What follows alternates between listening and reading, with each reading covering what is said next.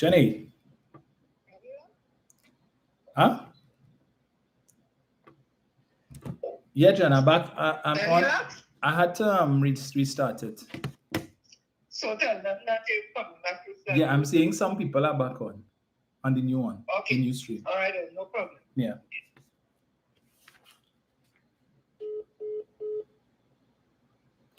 Folks, I apologize. I don't know what happened. What happened there? The screen just freeze up. Maybe they don't want me to talk about what's happening, but we will not be silenced. Meanwhile, I see the MTS rejects a 2% 2025 wage offer. Let me just see this here. Yes, Hawaii, paradise perfected. Win with MasterCard just by shopping. The Estate Police Association says it has reached a breaking point over what it calls an unacceptable wage offer for officers assigned to MTS. President Derek Richardson told reporters the latest proposal shows a clear lack of respect for workers. There is no increase in salary for even 10%. Yet they can't even offer 10% to start at. Richardson says the association met with the Human Resources Department at MTS, where officers were told the offer on the table for the period 2016 to 2019 is just 2%. That is starting at 10%. So we receive an offer of 2% for one period, combined with the 2 period that the PNM would have offered. So it seems as though the officers at NMTS different to other state sector workers. That we're not entitled to even an offer at 10%, which would not even increase the salary. He reminded that the previous 2% offer from 2013 to 2016 was rejected and says nothing has changed since. The decision of the chief personnel officer, through, of course, will have to be through the cabinet, is that for the period 2016 to 2019, the offer that is on the table for the estate police at NMTS is 2%. Previously, the PNM government would have offered 2% for the period 2013 to 2016, which we rejected, never signed on to any such thing in MTS. And we did not get a period, we did not get any offer for 2016 or 2019. Richardson says he is deeply disappointed, especially since the government has signed onto a workers' agenda and because 2 cabinet ministers have roots in the labor movement. Yet, he says, they continue to be overlooked. How we could come now to be so damn disrespectful to offer the EPA on behalf of the officers at NMTS 2% for 2016. Yeah, him drag back the 2% from 2013, you know? Right? But you come now to tell us that the offer on the table from the chief personnel officer is 2%. The EPA plans to take the matter back to its membership before deciding its next move. Excuse me, everybody wins except the estate police and except MTS. Aksha Gulston, TV6 News. Is the chief personnel officer back in the country yet? Let's ask him. So you're out of the country, and therefore that's why negotiations haven't started with the Public Service Association. Felicia says something not feeling right. What is the keep back? What is the hold up? The minister gave instructions to negotiate from 10% up. What's going on? When UNC wins, everybody wins. Promise made, promise delivered, promise kept. Going on with that promise. How about the Divers family? They get the money yet? It's been 6.5 months. They were promised. Well, before that, the UNC said, put us in office and we will give you compensation for the loss of your loved ones. Just wicked and evil, Rowley PNM don't want to give you any compensation. Stuart Young became prime minister and offered them $1 million each. They say he's trying to buy their votes and buy their support. Where were that? UNC say, come down, say, put me in. Going on with that, they ain't get that. No compensation yet. Going on with the 2.6 billion that they say Imbert thief. And the Privy Council said, investigate Imbert, and Imbert should be in handcuffs. 6.5 months now. The UNC has been in office. Dave Tanku has been Minister of Finance for 6.5 months. Larry Hawaii has been the central bank governor for about 4 months. So they said the last central bank governor blocked the Auditor General from being able to access the electronic check clearing system, and that's why she wasn't able to confirm the 2.6 billion. Well, hell, gone 4 months now. Is it that Mr. Hawaii is also blocking you as well, Madam Auditor General? All of a sudden, nobody talking about that anymore. Munilal, you're not interested. Kamla, you're not interested. And so let's say the thief, 2.6 billion missing. That's a lot of money. We hear about who had bus route passes under the last administration. We heard about who was living in state housing. We hear about Rhoda Barrett. We hear about who had CPEP contract. But we didn't hear nothing about the 2.6 billion that Imbert thief. Why is Imbert still outside? Imbert supposed to be behind bars. Anti-thief? The PNM thief? 2.6 billion? We're waiting. We'd love to know. They told us the SOFA agreement, right? That was signed by the PNM in December last year, that authorized the United States to deploy soldiers to our shores without consultation with the state, right? That's what the UNC told you.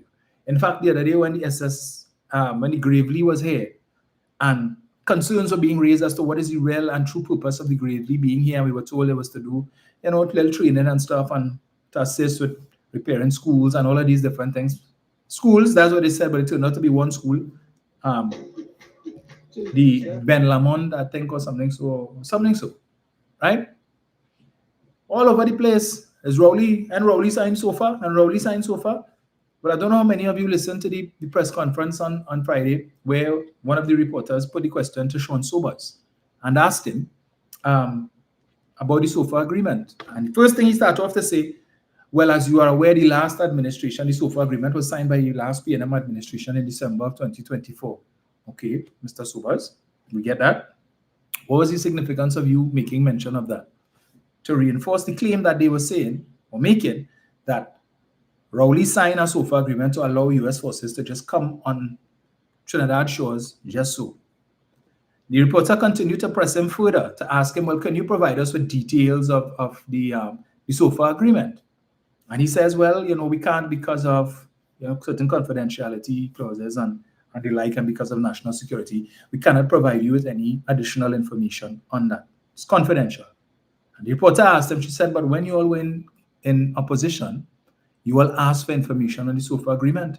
And when the last administration said that they could not provide the information, again, because of same confidentiality issues, national security, you all challenged that, said it was not true. So now are you coming to tell us that the very thing that the last administration was saying when you all said it wasn't true, that it is true? And what answer could Minister Sobers give other than to say, well, at a particular period in time, and you're asking me a question based on something that was said from before? Yes.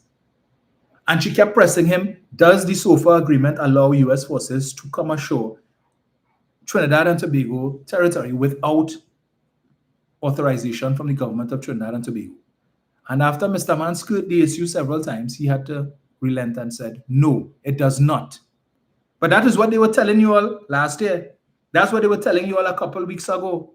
That's what the supporters was putting on social media, telling you, yes, that is what Rowley signed to allow them to come. And the minister had to finally relent and say, no, that is not true. It cannot happen like that. They're too deceitful. But all I vote for that. How many more people are going to lose their jobs this coming week? How many more people are going to lose their job in HEC and elsewhere?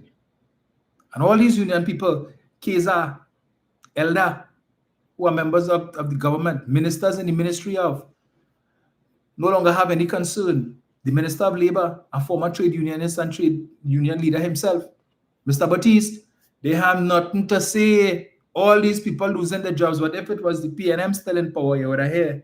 The PNM is anti-labor. Don't care about the poor people. How many people lost their jobs? When Keza was talking, not Keza, Clyde Elder in his first budget presentation, what he said? Where was the hotline for me? When I lost my work, And me and my colleagues, when we at TSTT, when we lost our job, where was the hotline? The hotline. Where is the hotline, Mr. Elder, for the CPAP and URP workers? Where is the hotline for them? None? Where is your concern? Are they still considered to be collateral damage? I'm seeing somebody sent me something here telling me that the minister in the Ministry of Housing, Mr. Alexander, it is alleged, it take long, 6 months, 5 months. That's not, let me see here. Somebody saying the junior housing minister who has done absolutely nothing in 6 months with regards to either junioring or housing wants to make a morning TV appearance to speak about a role and responsibility that he has neither been elected nor appointed to make it make sense. So he's supposed to be on some morning show tomorrow morning. 70,000 plus a month. 70,000 plus a month. Can anybody tell me anything Philip Alexander has done other than make live to cuss the PNM? So he and Anel are being paid to be social media bloggers. Nothing else. And naked. I can't see they do anything of substance to warrant that $70,000+ a month that they have been making. All the money that they spend, those 2 penthouses in Victoria Keys. You know how many housing units that could have built? For $5 million a piece. That's $10 million. And if the average cost to construct an HGC house is between $850 to $1 million, that is 10. Just those 2 penthouses could have built 10 housing units. 10 families could have benefited from that. But no discussion about that from the supporters of their family, right? Before leaders. Let's see who's this here. Hello, good afternoon. Hey, good afternoon, Dominic. How are you doing? I am good, man. All right, this is Troy. Very super to see here. How are you doing? Very good, very good. All right, so let me just talk about a few matters here that has come in the public domain within the last couple of weeks. So one with respect to this live sports fiasco. I noticed that in the report from Mark Bassant, he was only having in brackets name code. Yes. Just trying to find out like why would he name the actual whistleblower name on the actual report and not like what's the government's or official at that time was. That's one. The second thing to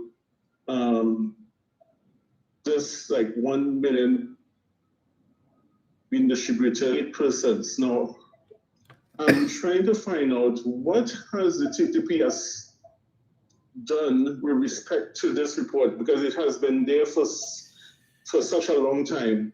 What is going on in terms of this investigation, in terms of this, and what is the DPP doing? I mean, this has been in the public domain for quite some time, even though like some people might probably get like new knowledge of it based on the article, but this has been in the TTPS and DPP for a while. So what's going on with that? Yeah. That's the second thing. The third thing is with regards to, just like with respect to the Standard Finance Committee, where the ministers were very, very reluctant, or if not knowledgeable in terms of what was going on in their ministries. It's the same thing that is going on in terms of the governance of this country, where answers are very tough to come by in terms of, one, with respect to the $600 million that was taken out from the foreign reserves. That's one. And then the second thing is the $400 million that was taken out from the HSF. I think it is very paramount of investigation journalists and perhaps you all in the PNM to really dwell into this, because that is $1 billion that is unaccounted for. And surely someone should really find some sort of answers as to why that $1 billion was taken out.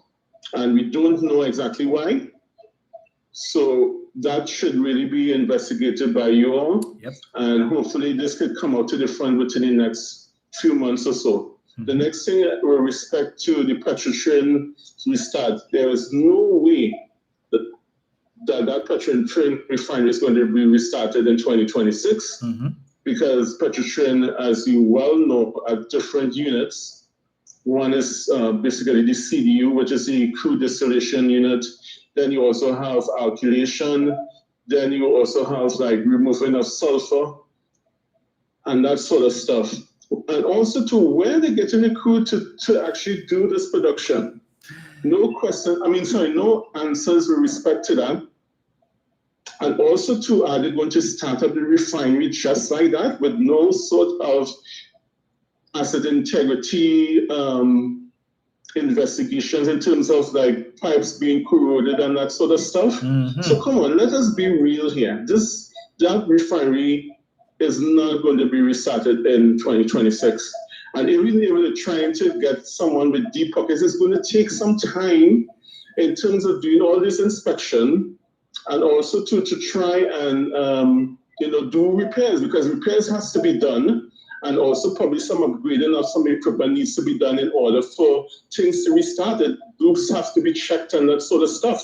So it is very, very heart-wrenching that these people are getting away with audacious lies and no one is questioning them. And that is my issue. No one is questioning how is this plan is going to be started in 2026. So that's the petition matter. And then the next matter that I have with respect to, I did send you a message, I think from your previous live, in terms of how much was left in the Treasury before the PNM demitted office. I'm not so sure if you had spoken to Vishnu Danpal, who was the last finance minister, but could you in any way ask him how much was left? Because you're hearing all sort of stories about, oh, no money was left, and oh, they had to borrow this and that sort of stuff. But I'm sure there was some money left. Yes. So is it possible that you can find that out and bring that information to the fore when you get it, Dominic? Sure. Okay, I will really appreciate that. And well, thanks very much for giving me this opportunity. And I'm sure that we will chat soon because it's like a lot of things that are happening in the country in terms of, well, possible invasion in Venezuela. How are we going to be impacted? Are we helping these Americans, that sort of stuff? So, I mean, there's like a lot of things that are happening. And I think kudos to you to actually, getting these lives back, even though lost the election. But I think, we need to really be educated in terms of what's going on, and we need to know the truth. We need to know the facts of what's going on. And thanks very much for your show, and continue the good work to your constituents. I'm seeing, your pictures on Facebook, and Maxine Richards helping you out. So I want to say kudos to you, Dominic, in terms of the work that you're doing for your constituency. Thank you. Okay.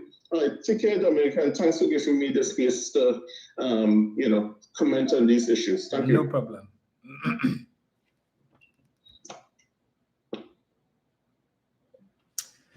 Yeah, and so meanwhile, we're wondering what is happening over well, as we know, in the US this week or last week, it was announced, with respect to the Jeffrey Epstein files, that there was a release of certain emails where Jeffrey Epstein is claiming certain things about current presidents of the United States. And there is a view that in attempting to deflect, that something could happen involving Venezuela anytime now. As I mentioned to you, Ian Allen, who is no PNM, but I posted a story on his Facebook page in relation to that. Let me see if I get it here.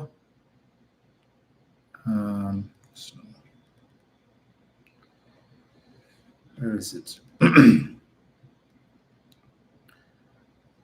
Let's see, where the US president is reported to have said that he has made his decision in respect of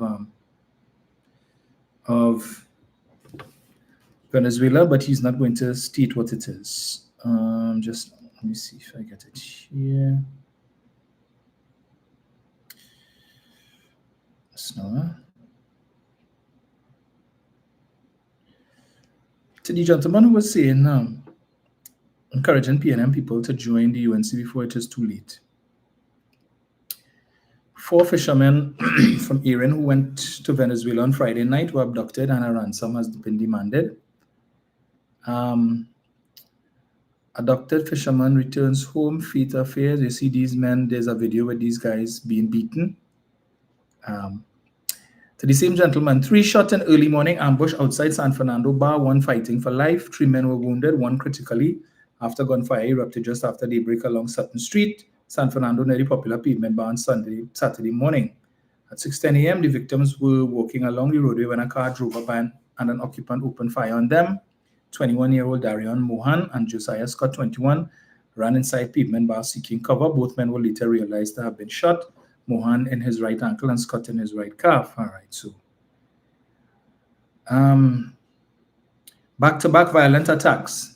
It's just 2 hours ago. Gunmen and knife-wielding suspects strike across Trinidad. Police kept busy. We under a state of emergency. Under a state of emergency. Okay. Crime down. All right. Get this thing here.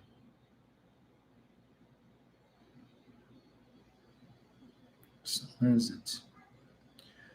So remember, the exercises are supposed to start this weekend, folks. So if you see any drones or you hear any helicopter stuff over your house, don't be concerned. That's just the exercises being conducted, right? Right. Trump, I've made up my mind, but I can't say what. Teases possible U.S. move on Venezuela, keeps details secret. President Donald Trump said Friday he has sort of decided how his administration will proceed on Venezuela, as senior U.S. military and national security officials spent a 3rd consecutive day deliberating possible operations in the region. I sort of made up my mind on the next steps in Venezuela, Mr. Trump told CBS News about Air Force One, adding only, I can't tell you what it would be. Sources told CBS News that Vice President J.D. Vance, Defense Secretary Pete Hegseth, and Joint Chiefs Chairman General Dan Keane and Secretary of State Marco Rubio were among the senior officials who met with the president at the White House on Friday to review potential military options.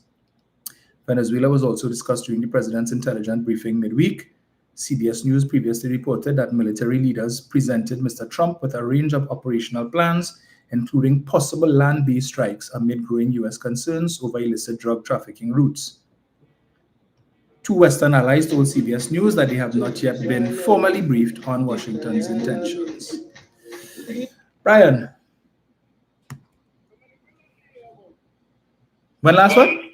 Taken off the street, firearms being taken off the street, and how many murders and so on. It's still at 315? I have no idea, but I saw where the Minister of Homeland Security is saying that something went wrong with the TTPS database or something like that, and they've not been able to updates for the longest while. like the body cameras? Yes.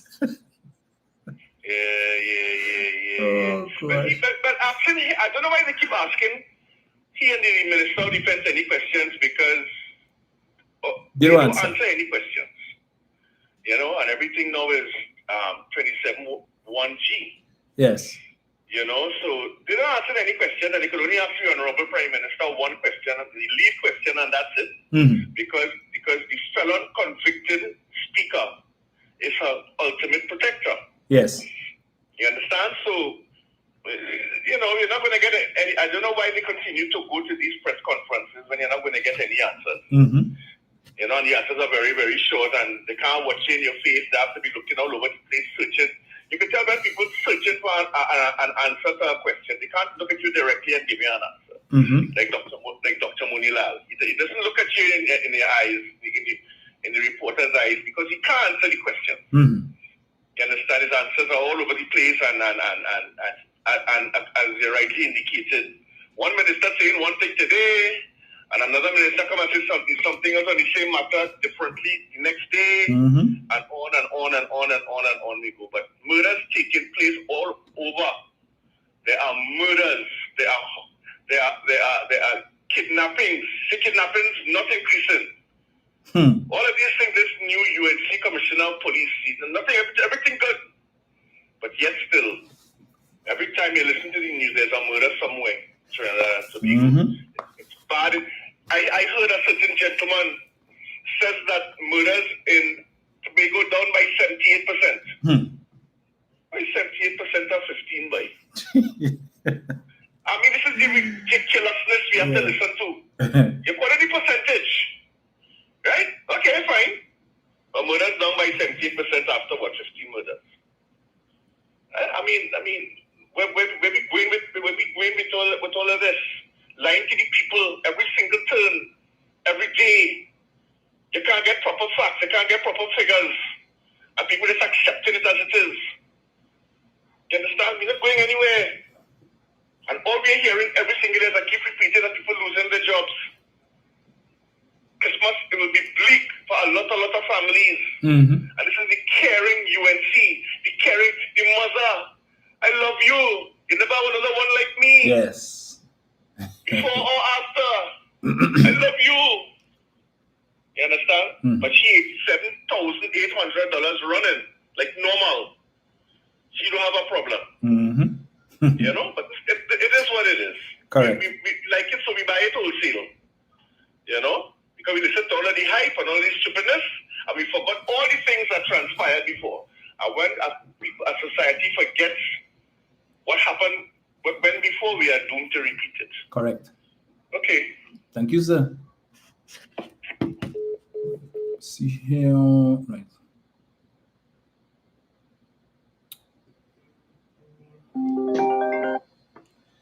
Jenny.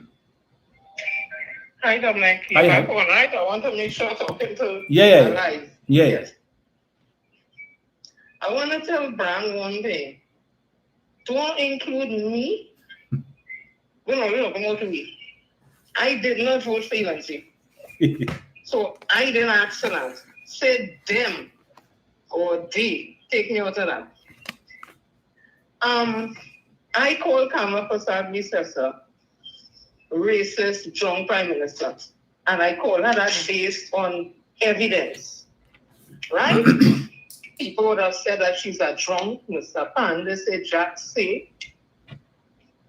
Philip Alexander said Jerry Coleman telling she's drunk and she's singing. So based on all those things, I call her drunk.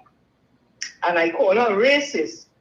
Based on the things she should have said about Dr. K. Christopher Roddy, called him black man, the 1% had it Oreo now and stuff like that. So I say it again. Based on that, I call her a drunk, racist prime minister. It seems, in my opinion, anything that people of African descent take part in a large majority, they're getting rid of it. CPEP, a large percentage of people of African descent. It was the brainchild of Mr. Patrick Manning, deceased, who was the prime minister and the political leader, the PNN. They get rid of that. They get rid of URP, also a part of the PNM policy when they in government, the URP, CPEP and all that. Again, a large number of people of African descent, especially from the East-West corridor, get rid of that. Contract workers, reforestation. Now it seems as though they're going at Canva.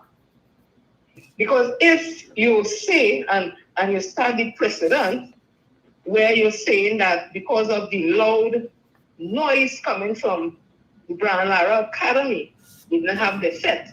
Granted, the FET is not being held on the cricket pitch so that nobody damages anything. It is held in the car park. And the people who live in that area living far from Turuba. You say because of noise that you're banning FET up there.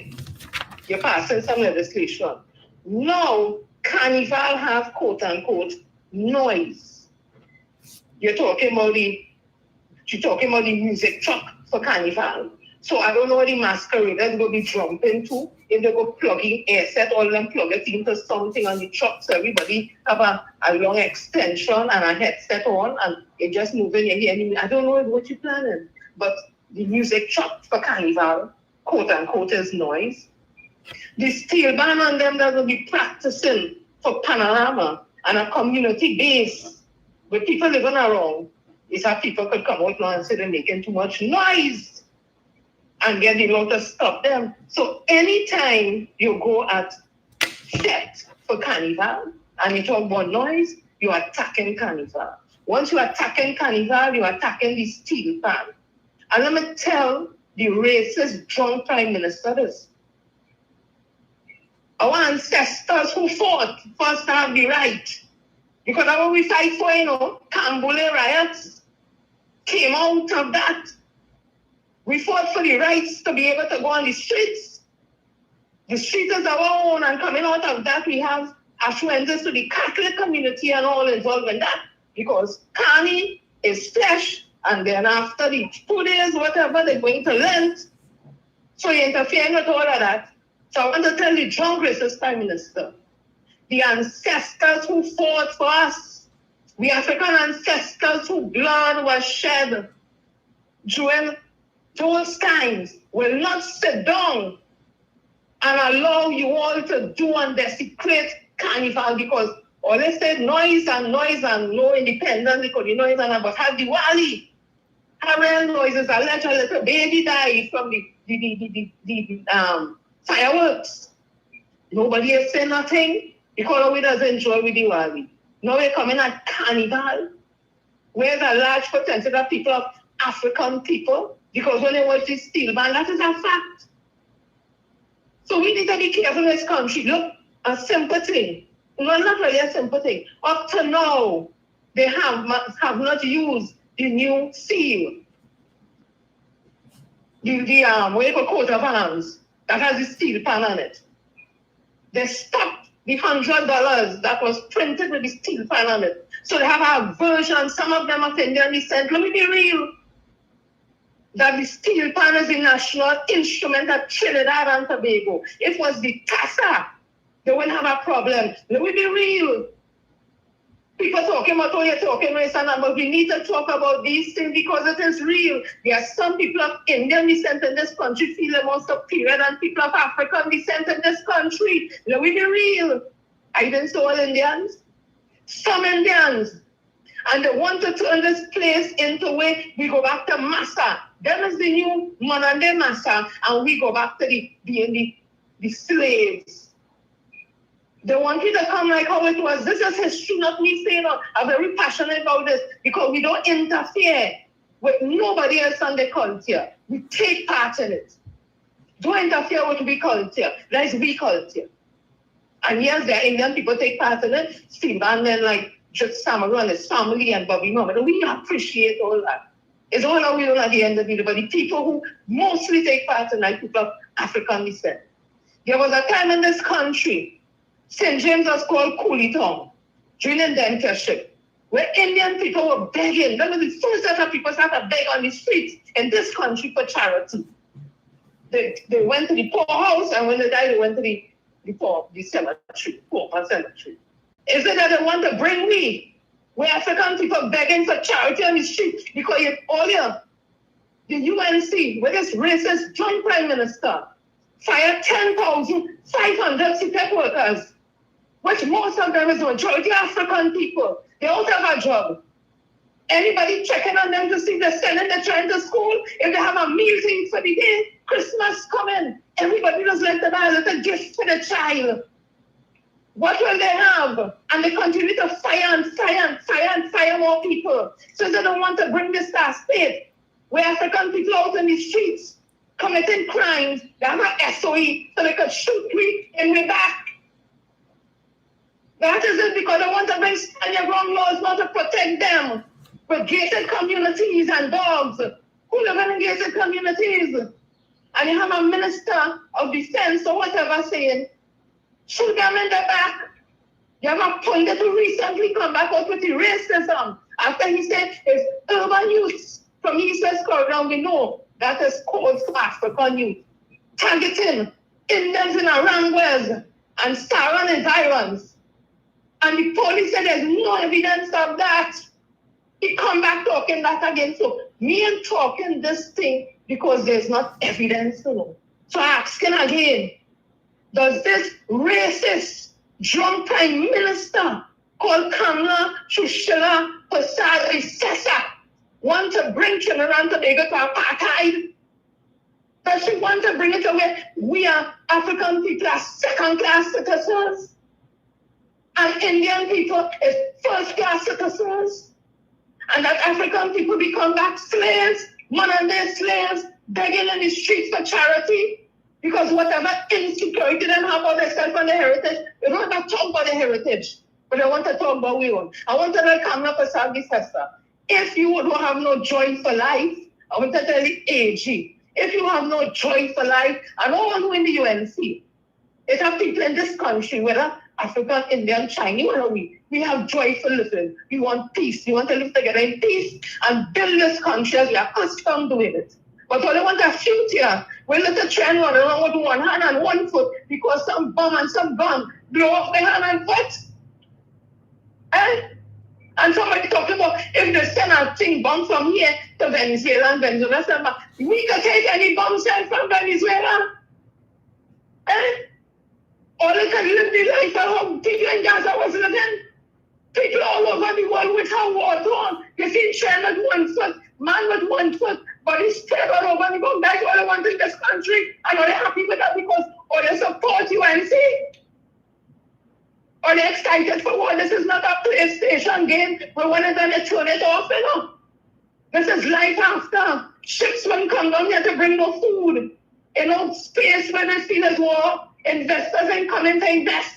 In no place in the field as well. No flight bringing nobody for tourism. In no space in the field as well. So what will happen to we? Or if America will bring them things from we. America is about America first.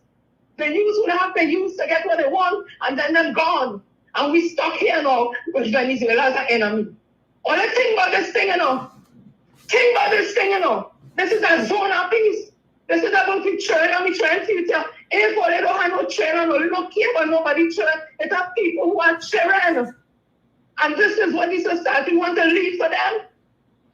Where we walk on, buildings blow up, infrastructure blow up, and we walking along in rubble, looking for food, looking for loved one because they're on the rubble and we can't get them. This is the reality. No, this is not no video game. So all anyone see, and all them who have their head up whoever behind. Think about this, you know. Dominic, real passion, so I'm sorry if I take up so much time. But I want people to understand this is real. This is not a joke. This is not only see who's stronger than who, because we is the grass and this whole thing. We were supposed to stay neutral. Let America and Venezuela work out the thing, stay neutral. You see Grenada stay neutral. Everybody else stay neutral. But Kamala Persad-Bissessar and the UNC. See them as the greatest deal maker and negotiator and have this country and everybody on edge. Everybody on edge. Imagine, I'll even know, imagine a defense minister, somebody say, the thing what happened this Friday where school let off this one. I think he said something to Sigo what happened. It was planned. So you want to psych up people in this country who have heart disease, who have diabetes, who have all kinds of diseases, and have them in a state of panic. You know, we cannot evil people them in boy Dublin. I don't, yes, I don't. Thank you, Jen. We can tell the passion in your voice there. It's unfortunate, you know, but as Sean Suba said on Friday, you know, the government has your best interest at heart, and if anything, they will make the best decisions. But you're making decisions without that have potentially serious implications. Where is the consultation with the wider citizenry? You all accuse the last administration of being a dictatorship. Rowley's a dictator. But where is the consultation? All the things you all said about the last administration. For instance, 2023, when the procurement legislation was passed and proclaimed and became law, the UNC said then that the procurement legislation was watered down. The last administration watered it down. They removed a whole set of services from under the ambit of the procurement regulator so that they could procure things, this service, that service. And the legislation is weak as compared to what they would have brought in 2013. They have been in office for 6.5 months. They have spent billions of dollars on procurement in the last 6 months under the same weak and watered down legislation that they complained bitterly about from 2023 till 2025 prior to April 28th. The legislation was no good. That, what the government did then, enabled, corruption in the procurement process. What is happening in Tobago now? The Office of the Procurement Regulator has opened an investigation into the procurement of those ambulances, right? And they would have interviewed the minority leader, Kelvin Morris, with respect to information that he has. We understand that a cruise ship came to Tobago the first of the season a couple of days ago, and one of the tourists on board fell ill, and they had to call an ambulance, and it took over an hour before an ambulance could come to attend to this person, right? Because of challenges in the same ambulances. They procured 12, they get 4, all that money that was spent, and obviously that is not a good look for Tobago that is seeking to boost tourism. And when somebody falls ill on a cruise ship, you can't even get an ambulance to take them to the hospital. But the same procurement, they've done nothing. They bring legislation to the parliament to take away steward pension. They bring legislation to cancel the revenue authority. They bring legislation to give GPs the ability to be able to issue warrants and so on. All of these things. But legislation that they complained about bitterly when they were in opposition, they have done nothing to fix it. They told you all they were going to repeal the Property Tax Act. 6 months, 6.5 months. Yeah, they suspended it. But they haven't repealed the Property Tax Act, which means property tax is still low. So they could bring it back anytime they wish, anytime that they want. Could flick up a hat and tell you we need to do it. They talk about the last administration was only tax. In his first budget presentation, look at the amount of taxes that Tanku drop on all their tail. Right? Cost of living going to go up. But them studying to bash the PNM and Penny and Stuart Young and talk about Stuart Young pants tight, Paris pants tight and Stuart Young, the size of Stuart Young genitals and so on. That's what is important to them. But some people voted for that. Right? Some people voted for that. Plenty of them who voted for that are today jobless. If they're not out of a job, their family members out of a job, some of them, the children out of jobs. And again, as I keep telling you, every week I see them coming, looking for help. But the MP's office could only do so much. And I told you, we don't get money from the parliament, we don't get money from the government to assist persons. So we could only do what we can with our own personal resources and write to the various ministers, asking for help, asking for their intervention. But nothing. The 1 or 2 that do reply, the reply is nothing and the same, and the rest of them don't reply at all. And I think that is wrong, regardless of who is in power, whether it's the UNC, whether it's the PNM. It is not supposed to be that, because even if half the country didn't vote for you, as the government, you have a responsibility to take care of everybody, or at least to provide the services that the state is supposed to provide. And there should be no geographic discrimination to say, well, we're not taking care of this constituency because the UNC has a lot of supporters in my constituency, right? They got over 7,400 votes in this constituency. And some of the most affected areas in this constituency is UNC areas. But they're trying to spite me. They're not spiting me. You're spiting the citizens of Trinidad and Tobago. And a lot of them in this constituency is your own supporters who voted for you. And now they're saying, they call him Mr. Smith, promises that were made. Now he's a government minister and he's not answering the phone when they calling him. Right? He have the power. He's a minister. He can pick up the phone and call any of his colleagues and get things done for you all that I can't. I could talk to them in parliament, they don't take me on. I could write them letters, they don't take me on. Send them emails, they don't take me on. Right? So, I do the best that I can. But there are needs, people need work. People, they have bills to pay. You all took away their jobs. What are you going to do? 2, you announced these 2 phases. You all told the people, don't worry, we'll take care of you. Phase 1 of this employment thing. Phase 2, whenever that comes on board. All of this sector construction. But how much opportunities? And Dr. Oli said, nothing wrong with the rich getting richer, but the poor must come out of poverty. And when the rich get richer, they create opportunities for the poor. Let's beat up Dr. Oli for that. And where we're seeing is that the UNC has now come into office, and the same thing is what they are doing. Looking to the same 1% that they cost for 10 years to create opportunities, to bring the money and invest and create opportunities for the same poor people. You all said everything was wrong with contract employment. And when it is, Kamala spoke about that. When you're on contract employment, you can't go to the bank and take a loan, and you can't do this, and you can't get a mortgage, and all of these different things.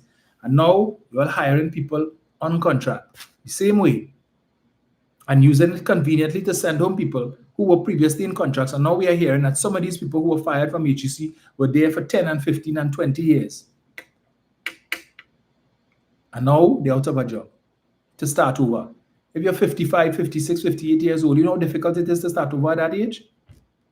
You're so close to retirement, nobody ain't going to hire you unless it is that you have some special skill that is needed. Otherwise, there's problems. How are these people supposed to cope? How are they supposed to adjust? All these people that you all send home, they have bills to pay, loans to pay, all of these things. You all ever consider the impact that is going to have on these banks and these finance houses that lend money to these people?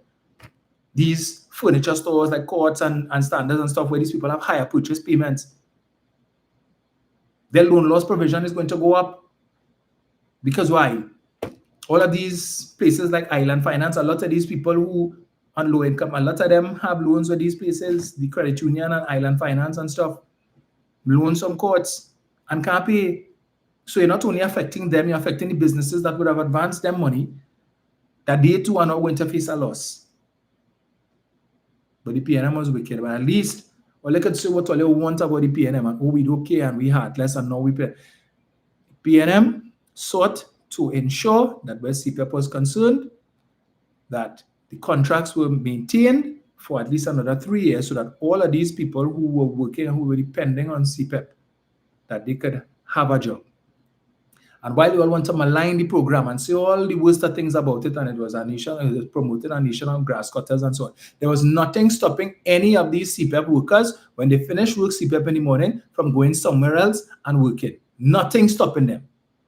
Right? They didn't sign any contract or anything that says if you finish work 10 o'clock or 10:30, that you can't go to a factory and work a shift, a 2 to 10 shift. Nothing stopping them from that, from making additional income, which is what they should have been doing. If some of them choose not to, nothing stopping them from taking up a shift in a grocery or wherever else that they could have find work that would have allowed them to work and still maintain their CPEP job. But today they are out of work, and some of them come in every week to tell me, for the last 2 months I ain't working, the last 3 months I ain't working, and I have my children to take care of. When husband and wife working in forestry, you took away 2 people's job, like the income of an entire household gone, because you fired mommy and daddy, both of them, as if it's so easy for them to get back work. And no regard, but all your soul love. Half of me belongs to you. The other half I give to you. There have been prime ministers before me and prime ministers after me, but none of them will love you as much as I love you. And how do you show your love? Here, take a termination letter. How do you show your love? Look, 1 month's salary in lieu of notice.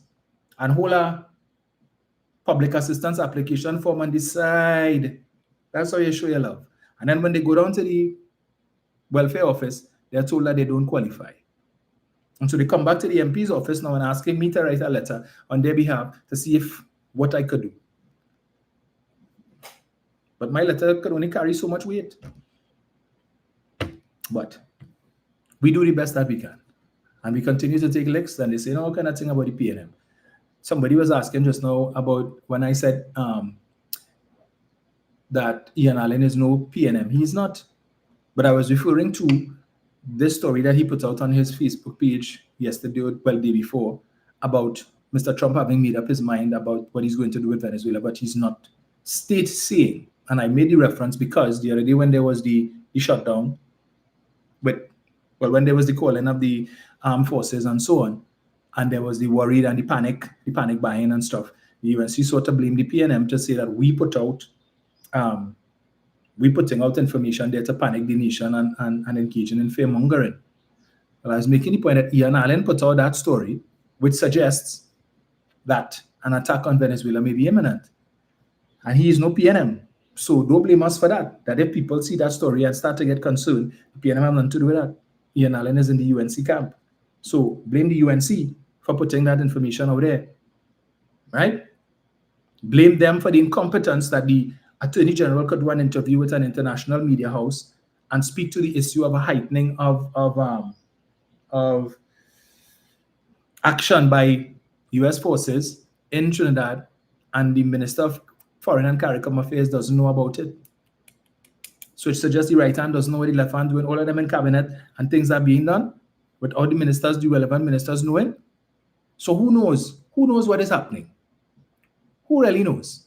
So when you tell us to trust you and trust that you all will make the best decisions, and everything that you all do, and these things where you don't give context, and then you have Nicolas Maduro interpreting it in his own way, and he keeps, if you interpret what he is saying, essentially is that he sees Trinidad and Tobago as being part and parcel, complicit with any attack on his country, and therefore, as he says, if any attack is launched from here, they will respond.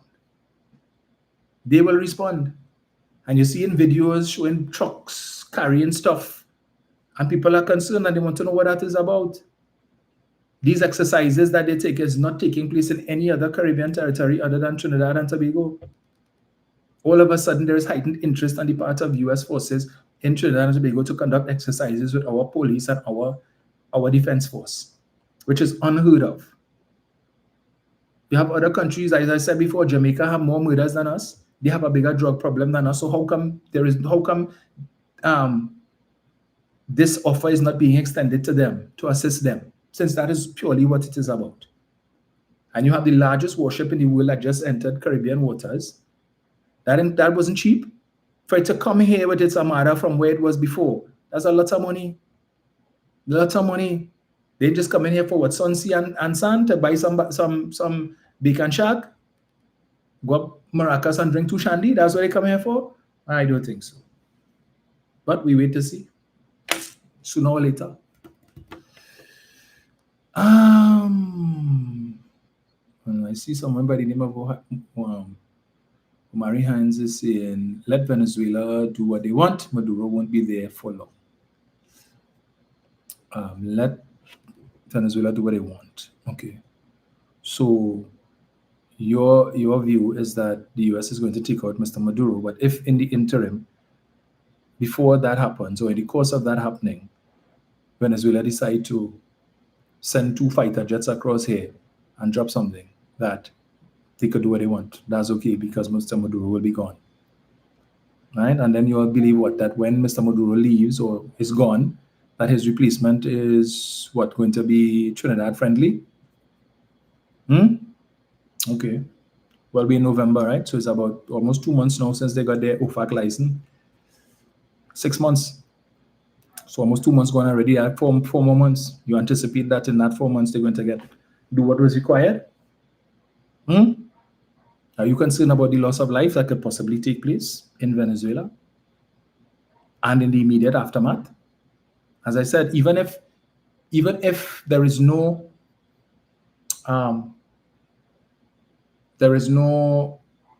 fire or whatever, there is no attack directly on Trinidad and Tobago, we are still going to be impacted if there is any sort of conflict between the US naval assets and Venezuela, because cargo ships that are bringing the food here that we import, a lot of it, they're not going to come. They're not going to come into a zone of war.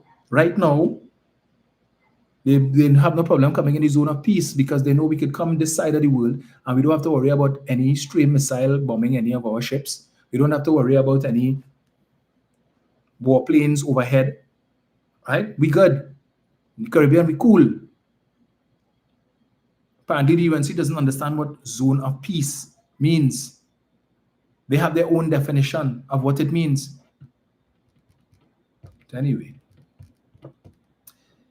Sedena Koshi is saying, why do these dons think that it is that is what is going to happen, and the UNC will get a Venezuelan resource for them to leave? That's what they believe.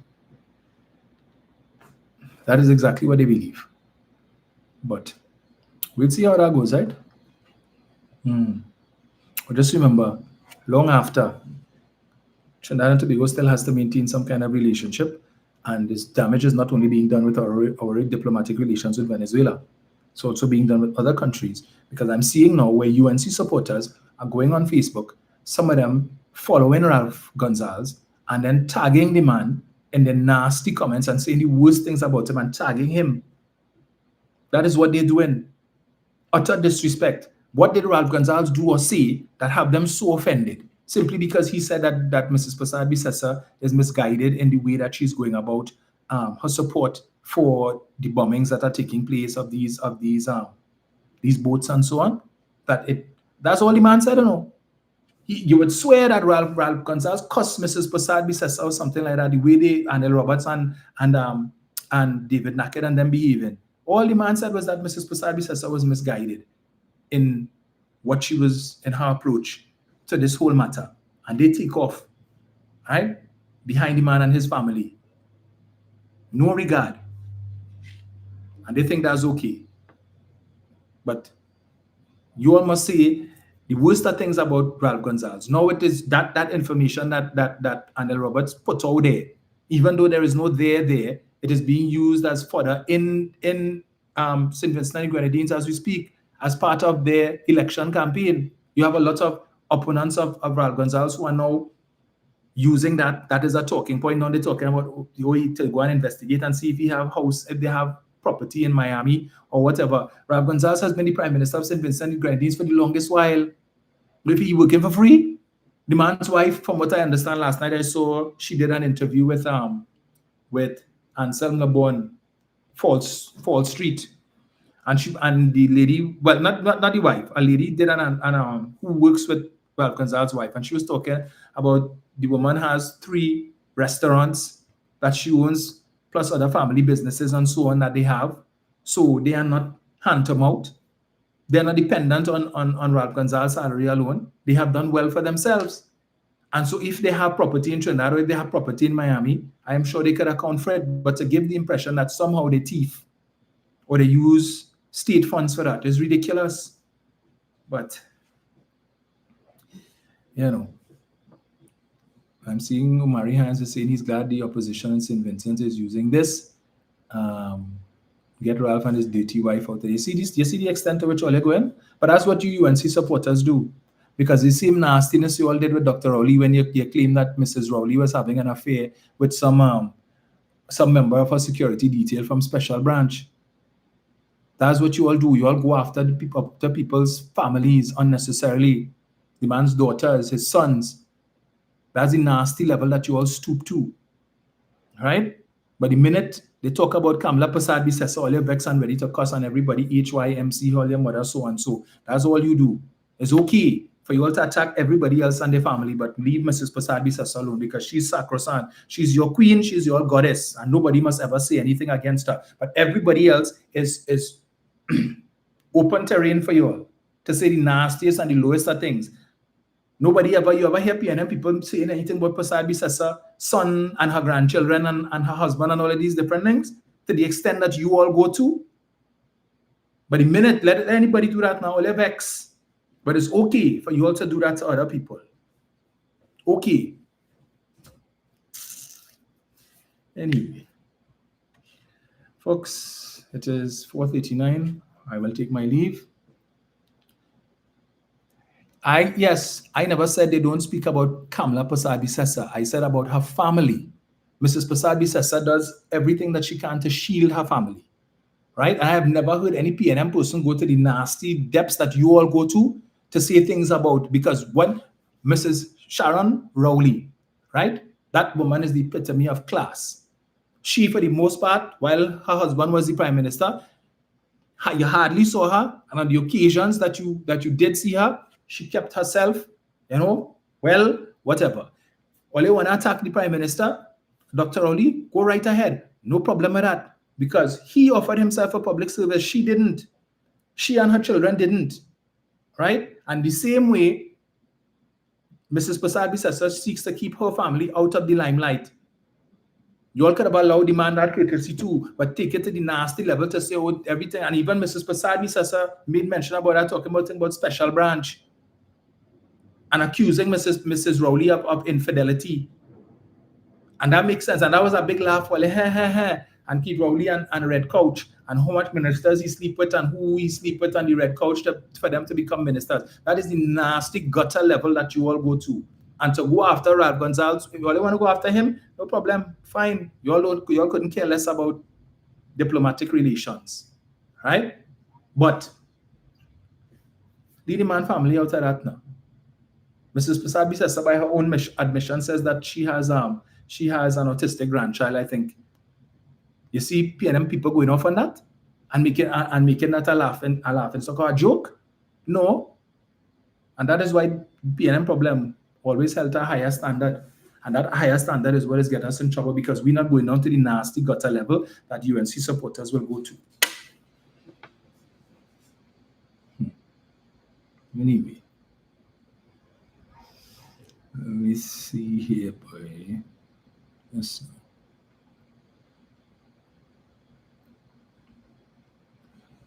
But Rowley had a red couch. You know Rowley had a red couch? You ever see the red couch?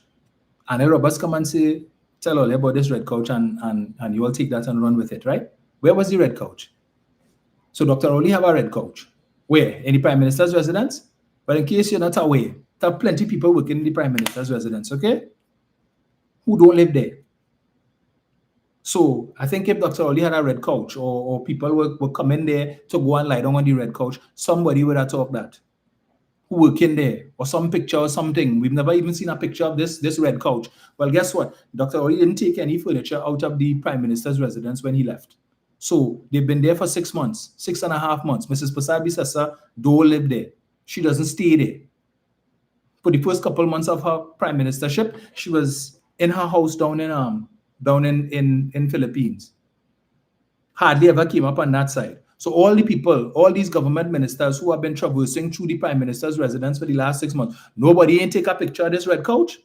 Anil didn't see it fit to go to the Prime Minister's residence to tell Padarat, hey, let me go and take a picture of the red couch and post it up so people could see. 6.5 months, he can't do that.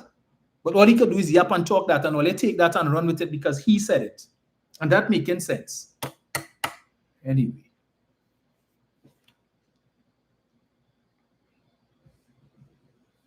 Why he don't come and tell earlier? And he was accused with being part of a conspiracy to take the life of a DJ that was with his wife. Why he don't come and talk about that? He know everybody else's business, but don't know his own. Why is he a single father? Why did Shondell leave him? Why didn't he come and campaign in the last election on that was held on April 28th as the former member of parliament for W. O'Meara, now Malabar Mausika? Why didn't he come and campaign with Dominic Smith as the former MP? Why? You were the former MP, you should be able to come and walk and meet people and shake hands and whatnot and get some votes for Smith. But he stayed out of the campaign because he knew he would have been a liability, because nobody let me not say nobody. The majority of people in Malabar Mausika don't want to hear Anil Roberts' name. They when they hear that name, it's treated with scorn. They want to spit. They'll tell you, don't mention that man's name here. And Smith knew that. I don't know why it is, but anyway. Yeah. Things always run with, yes? And that's why politics in this country is so nasty. Always like to accuse us in the parliament, or the 41 of them, the parliamentarians, this and parliamentarians. It's you all enable that foolishness. But I can tell you, we have a new breed of politicians on the PNM side, and we not in that. Right? We not in that kind of stupidness at all. So.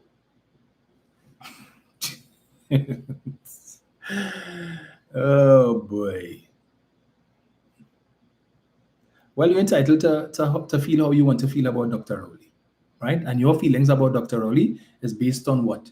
Based on what you heard other people say? Have you ever had an interaction with Dr. Rowley? Or are you just going based on what you hear Anil Roberts say and Kamala Prasad Bisesa say? That's all you all going on? Or you find he was too harsh, and he was this, and he was that. Mrs. Prasad Bisesa could refer to the Law Association as eater food filth, right?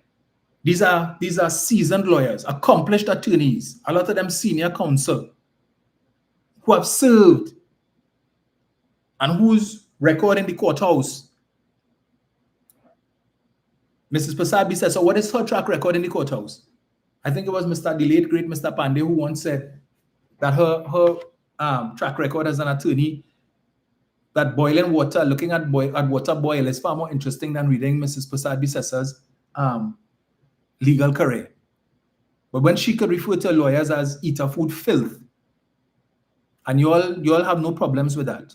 But if Dr. Rowley had done that, all they would have raked him over the coals. Watch him, he's so uncouth and he's so nasty. And Rowley compare a woman to a golf course. And that is so shameful. But the nasty things that Anil Roberts says, you all will never condemn him for that. It's okay if he says it. But again, Dr. Rowley was held to a higher standard. So,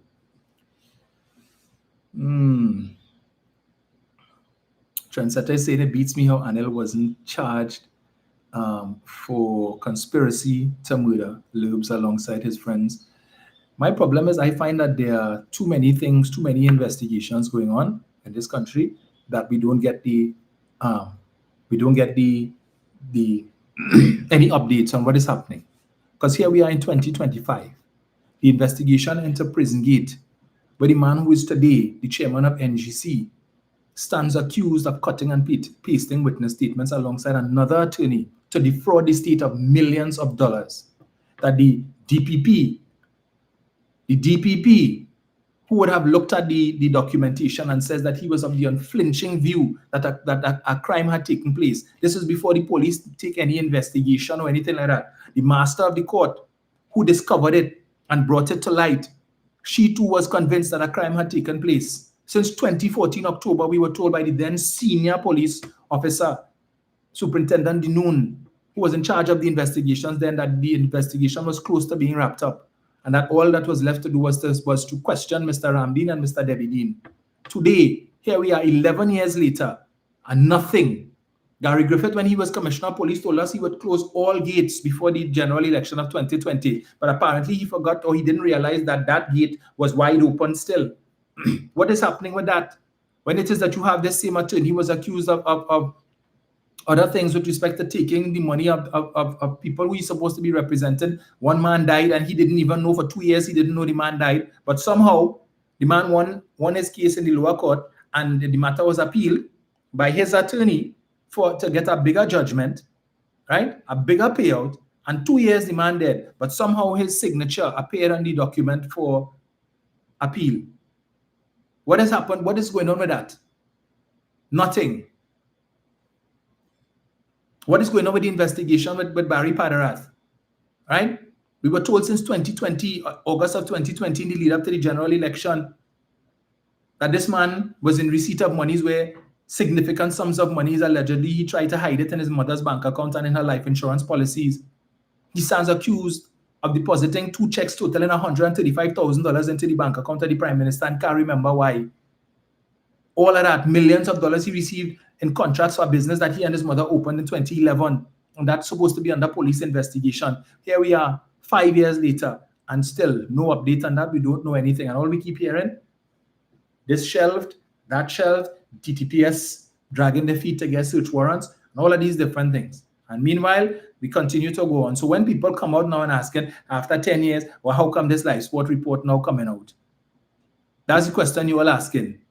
You should be, you as a citizen of Trinidad and Tobago first, before the supporter of a party, your primary focus should be on, let us see what this reveals.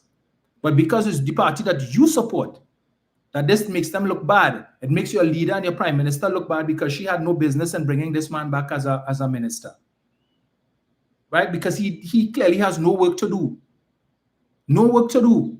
Getting paid all of this money and spends more time doing doubles and coffee and bad talking the former administration and members of the former administration rather than doing the work that he is paid to do in the HDC. That rather than focus on providing low-income housing for middle and low-income families, your focus is to go and dig up in the records to get confidential information to come and reveal it. Because that's what it is. Everything for all is about bus and mark. Focus on your remit, what you're being paid to do. You could tell us how many houses. Anyway, but that's his work. That's their job.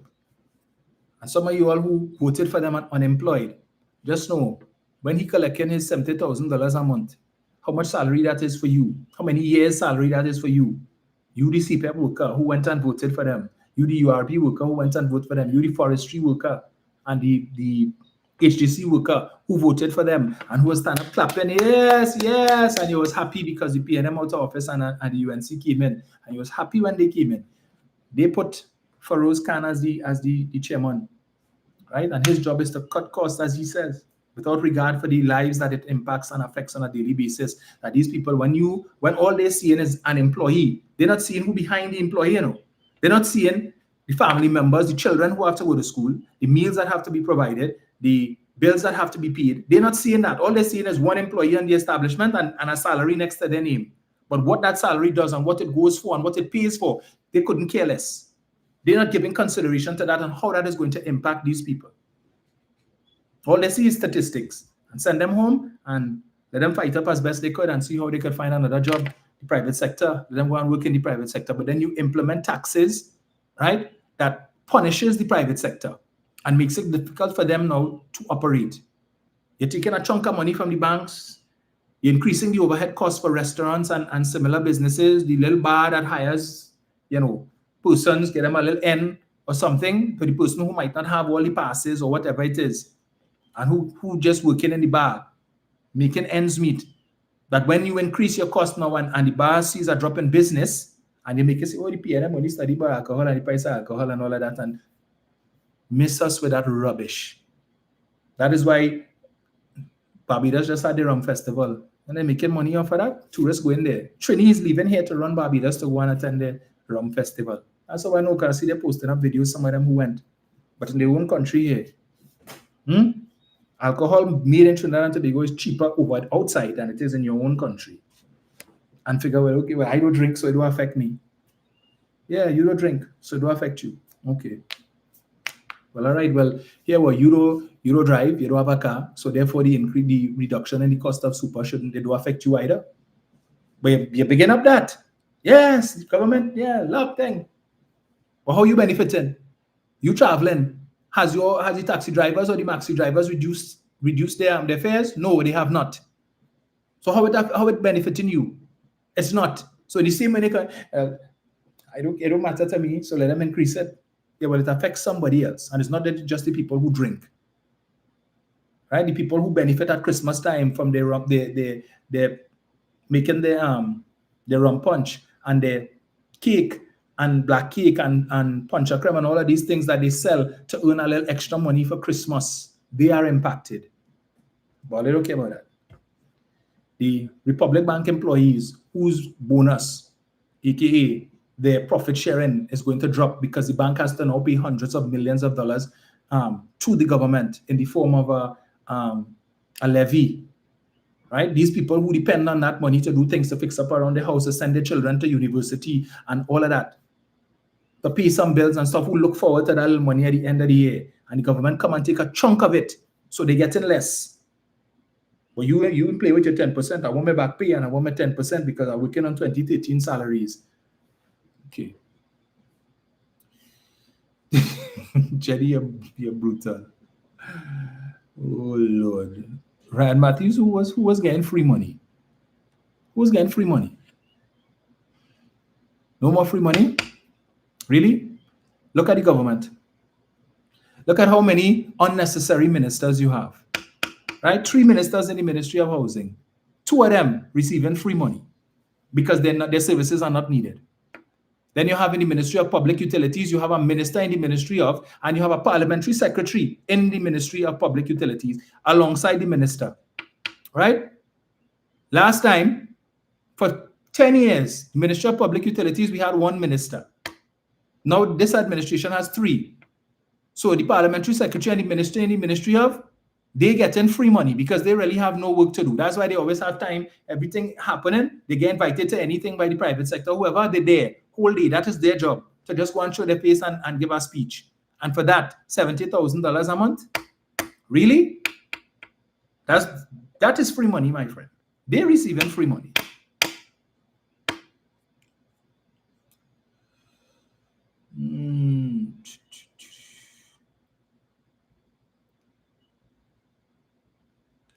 Fali will be the PNM very bad. Well, okay. Well, if that's what the people of Tobago want, no problem. Let them do that. But as we say, elections have consequences. Elections have consequences. That's why we're still under a state of emergency. And going into next year. Right. That's your government crime plan. That's what they promised earlier. Yeah, they will fix crime. But this mother and her 14-year-old who were robbed our $1.5 million worth of stuff, jewelry and money and the car and everything. Yeah? Jack up the woman against the wall, damage her hand, damage her eye, right? Then took her keys and gone inside, tie up a 14-year-old who's traumatized. Traumatized.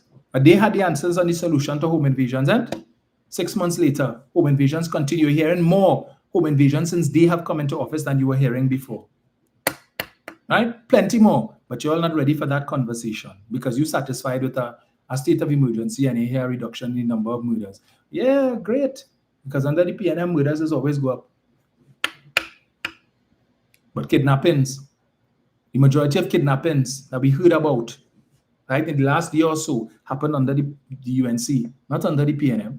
All of a sudden, this resurgence in kidnappings. But they have the solutions and the answers to all of that. But again, you all wouldn't have that conversation. If you can't find a way to pin it on the PNM, pivot and talk about some of that stupidness. But finally, going to be the PNM interview. Well, okay.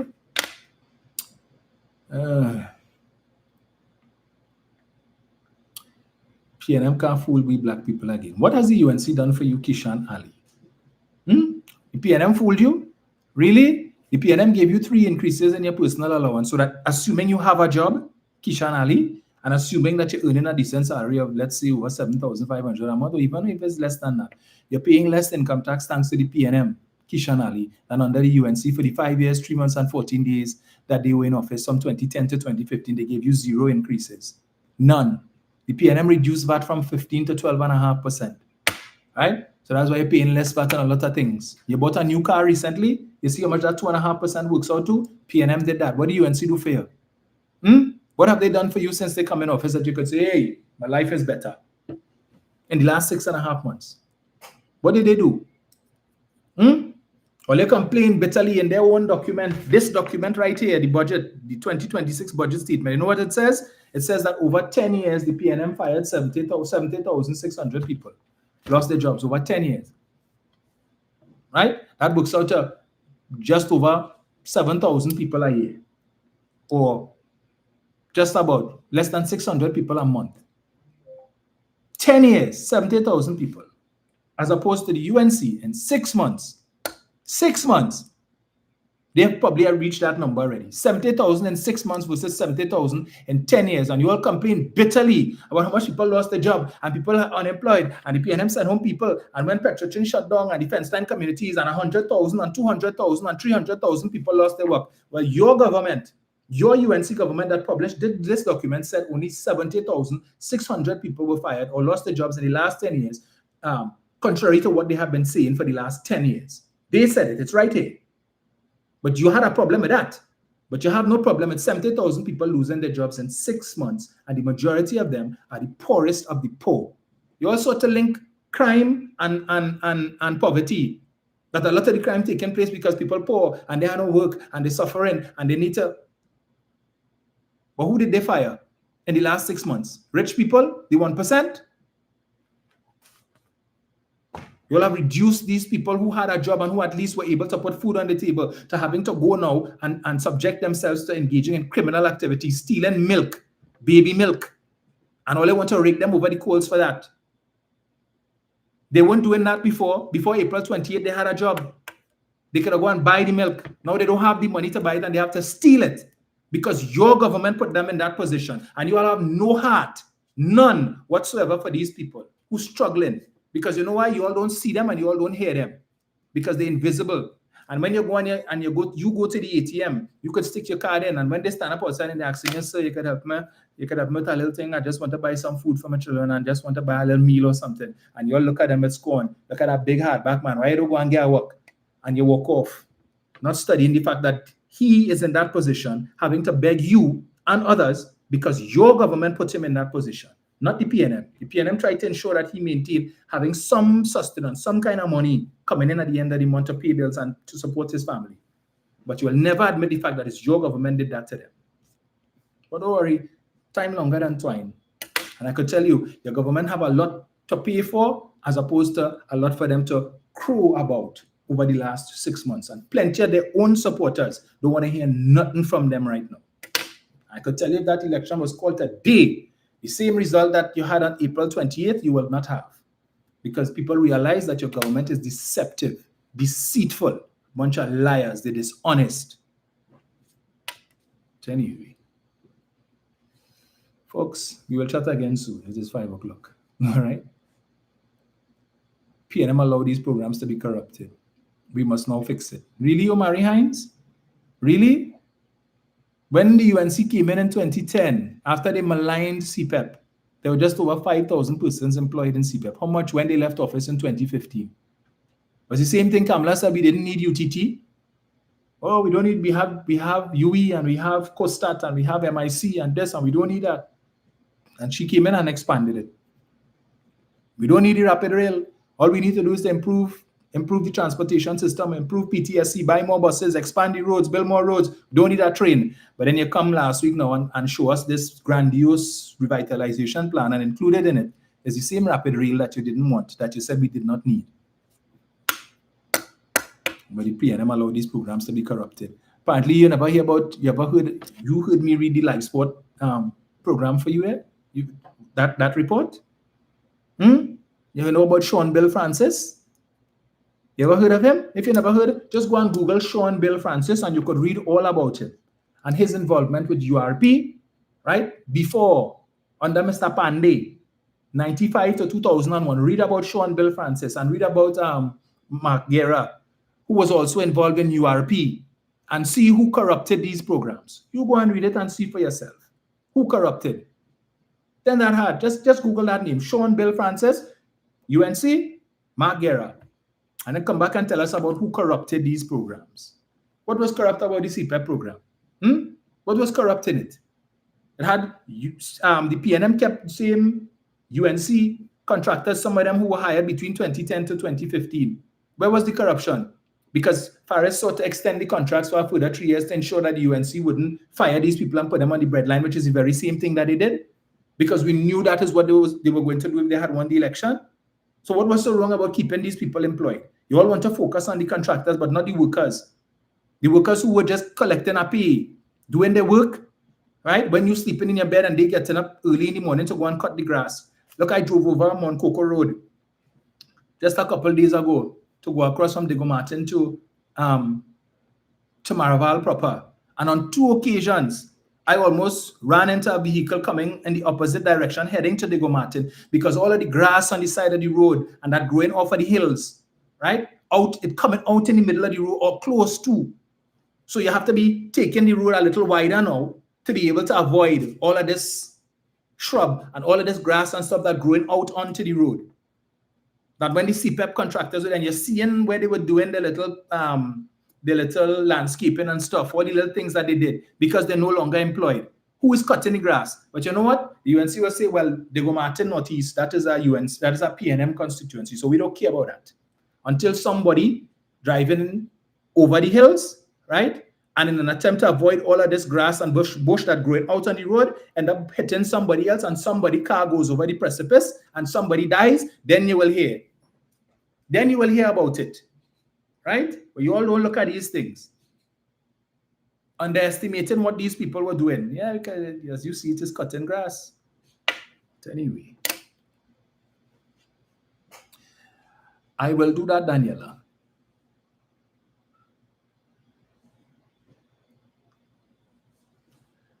Now he says, look how much development Diego Martin gets under the PNM, them don't need nothing else. Really? Really? But I thought let's say the PNM did nothing for 10 years. And now you are telling us all the development that took place in Diego Martin. But it wasn't only in Diego Martin that development took place. Took place other constituencies as well. And not just in the PNM controlled constituencies. But the PNM problem is, unlike the UNC, they don't like to talk when they do things. because they know that is what a government is elected to do. And whenever the PNM did stuff and they talk about it, UNC would jump out and say, but that is all they work. That is what they get voted into office to do. So why are they had to be making an issue about that? But the UNC come into office now, and the smallest thing that they do, they had to post it up. And yes, that is progress. That is government, man. Yeah. That's how it's supposed to be. Finally, we have a government that working. Smallest thing. They patch a pothole and they had to show that. Imagine you have the ministry, the ministry website or the Facebook page for works and infrastructure, whatever it is, that they had to be showing Jolene John driving to work in the morning. And she pull up in the car park, right? And she listening to Taurus Riley or whoever. That's their big thing, huh? Look, the minister reached to work 4:30 in the morning and she driving her Mercedes Benz in the car park and she pull out and she do a little dance and thing and whatever. So she calls somebody and say, hey, around the corner, come downstairs with your phone to record. I'm driving into the car park. You reach? All right, let me drive in. Let me turn up my radio so you can hear the music and make sure I get me coming out of the car and dancing and stuff. Capture me coming out of my office with a manila and folder under my arm and I go in and do work. How does that benefit the citizenry?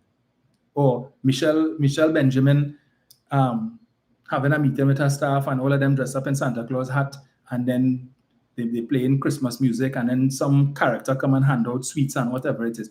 That's what they're using that for. Not we, because we voted no. The parliament, they just allocated millions of dollars for promotions and advertising under every ministry.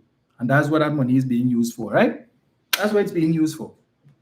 To show ministers jumping out the back seat of the Prado and they walking out and they shaking hand with the permanent secretary or they go. That's the advertising and the promotion that your members of parliament and the government side approve tens of millions of dollars for. And meanwhile, people suffering, right? Can't pay the bills, can't buy food, but the government has money to spend on things like that. Let me see. David McCarthy, I hear you. Folks, I take my leave. All right, we will chat again soon. I'll try to see if I could do another live during the week as I did last week. All right, because there are a couple other things I wanted to touch on. I didn't get the opportunity to do today. But yeah, so enjoy the rest of your Sunday. As I say, keep safe if you're heading out.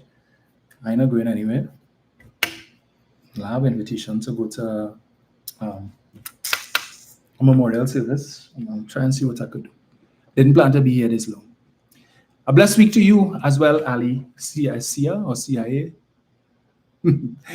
Yeah, see you next time as well, Mr. Hines. All right? Don't be disrespectful, but that's okay. HVAC Daily saying TTT being used to show Barry powder rat walking in tight pants ready for a flood in the lagoon. Oh my gosh. Peter says PNM is a set of effing thieves. Is stubborn or what? Really, Peter? I guess you didn't buy this. You didn't get a copy of this today. Hey, Peter? Have at least 3 stories inside there, Peter, that says who the real thieves are. Well, you're descriptive of the type of thieves, right? And guess what? It had nothing to do. You see what it says here? Explosive testimony on how $8 million was split among officials. No PNM person benefited from that $8 million of public money. Right? No PNM name is mentioned in any of the 3 stories that speaks to live sport.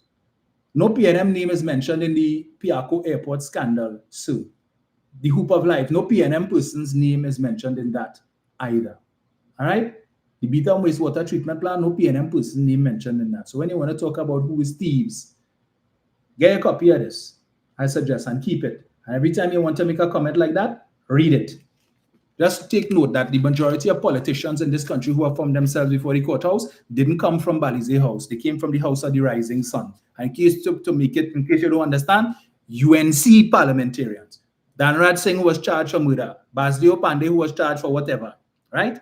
And then you have Brian Kwaitong left the PNM and went to the UNC, and now he before the courthouse. You had this guy, what's his name again? Carlos John, and others, several others.